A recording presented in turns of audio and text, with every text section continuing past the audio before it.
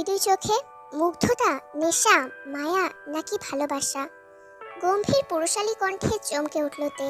কেবিনের জানালার শুভ্র পর্দার ফাঁক দিয়ে শহরের আধার দেখতেই ব্যস্ত ডক্টর কিম তেহং। চিরচেনা সেই স্বর ঝংকার তুলল মস্তিষ্কে। তড়িৎ গতিতে পিছনে ঘুরল। দুই হাত পকেটে রেখে স্বাভাবিক গাম্ভীর্য বজায় রেখে তের একদম সামনে দাঁড়িয়ে আছে ডক্টর জিয়ন জংকুক। অভিযোগ বলেই পাশ কাটিয়ে চলে যেতে লাগলো তে।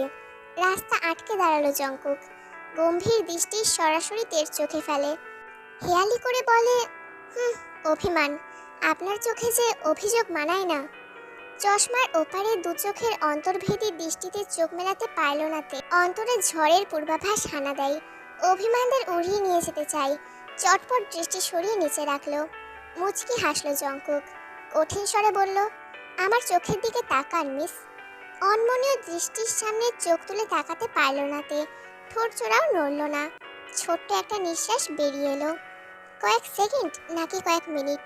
মুগ্ধ চোখে জংকুক আটকে থাকলেও প্রেমিকার অভিমানে ফুলে যাওয়া গালগুলোতে। ইচ্ছে করে আর এক মুঠো অভিমান ছড়িয়ে দিতে, দুমুঠো ভালোবাসা দিয়ে তা ভাঙাতে। দৃষ্টি সরিয়ে স্বাভাবিক কণ্ঠে বলে, বুঝেছি। অভিমানের ছোঁয়া তের কণ্ঠে। আপনি তো সবই বোঝেন, শুধু যেটা বোঝেন না সেটা আমি। ঠোঁট কামড়ে হাসলো জংকুক।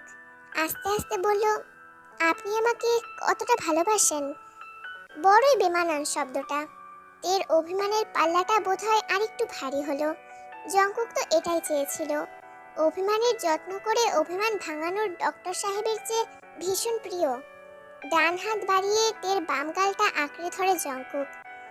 এহেন স্পর্শে তের চমকে ওঠে।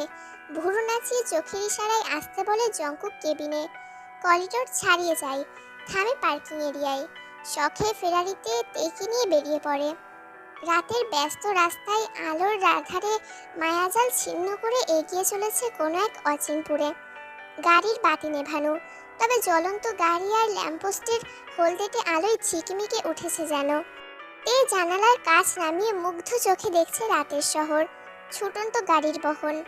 আর চোখে একবার দেখলো জংকুক অভিমানী তেকে। আজ সে আবদার করেছিল পরন্ত বিকালে দুজনে ঘুরবে। গধূলির লাল আভায় নাকি ভীষণতার সাজ, অথচ সে চেয়েছিল প্রেমের সাজে সেজে দুজনে পা মিলিয়ে হাঁটবে। কিন্তু তার প্রেমিক পুরুষ যে কাজ পাগল। ডিউটির শেষের দিকে একটা দিন তো আসতেই পারে, কিন্তু সে নিজের দায়িত্ব কর্তব্যে অটল। দৃষ্টি জানালার ওপারে রেখেই তে প্রশ্ন করল, আমরা কোথায় যাচ্ছি? জংকুক নিরুত্তর। মুচকি হেসে ড্রাইভিংয়ে মনোযোগ দিল, যেন তার ধ্যান জ্ঞান এখন ড্রাইভিংয়ে। শহরের ব্যস্ততা কোলাহল ছাড়িয়ে এসে থামলো এক শুনশান খোলা জায়গায়। আগে জংকুক বেরিয়ে এসে তের দিকের দরজা খুলে দিল। তে হাতের আঙুল আঁকড়ে ধরে পা বাড়ালো সামনে। পূর্ণিমাসিক তো রাত, এতক্ষণ শহরের কৃত্রিম আলোয় একেবারে যেন চোখটা ফিকে হয়েছিল। কেমন যেন শিরশির ঠান্ডা বাতাস। জ্যোৎস্নার স্নিগ্ধ আলোয় দুজন হেঁটে চলেছে চুপচাপ নিঃশব্দে। নীরবতা ভাগলতে। চাঁদের দিকে তাকিয়ে বলল, আপনি প্রশ্ন করেছিলেন না কতটা ভালোবাসি আপনাকে? ওই যে দেখুন, চাঁদের মতো ভালোবাসি, যে অন্ধকারে থেকেও রূপালীর আলোর ছোঁয়ায় ভরিয়ে দেবে আপনাকে। কণ্ঠে অভিমানের জলছাপ এখনো স্পষ্ট। ততক্ষণে এসে দাঁড়িয়েছে নদীর পাড়ে। মুগ্ধ চোখে চেয়ে রইল জংকুক। ঘোর লাগা কণ্ঠে বলল, চাঁদটা কত সুন্দর তাই। তাচ্ছিল্যের হাসলো তে। কলঙ্কিনী যে। অধর জোড়া ছড়িয়ে কিঞ্চিত হাসলো জংকুক। আর চোখে দেখল তে। নদীর বুকেও রূপালীর পরশে হিল্লোড়। সেদিকে দৃষ্টি ঘুরিয়ে বলল, আপনি হাসছেন, অথচ একটু আগেই এই কলঙ্কিনী চাঁদকে সুন্দর বললেন যে। জংকুক আবারও হাসে, এবার যেন একটু বেশি অধর ছড়িয়ে পড়ে। পকেট থেকে মুঠো ফোন বের করে তের হাতে ধরিয়ে বলে, একটু আগে যে চাঁদের কথা বললাম তা গুগল করুন তো। তের ভুরু জোড়া কুঁচকে গেল। চটপট গুগল করে। কৌতূহলী চোখ জোড়া নিবন্ধ হয় ফোনে। জংকুক হাসে, বা হাত দিয়ে তেকে আগলে নাই বুকে, অন্য হাত রাখে তে খোলা চুলে। রাশ ভারী আবেগ জমা কণ্ঠে বলে, আমি ভালোবাসি আপনার মনটাকে, ভালোবাসি মনের মাঝে জমা অভিমানকে, কষ্ট, রাগ, স্বপ্ন, বাহানা আর গোপন ইচ্ছাদের। যতটা ভালোবাসলে আপনার কল্পনাও হেরে যাবে, ঠিক ততটাই ভালোবাসি। শিরশিরানি হাওয়ায় যেন মাতাল হয়ে পড়েছে, বিধে যাচ্ছে এলোমেলোভাবে। সারা গায়ে কাঁটা দিয়ে উঠল তের।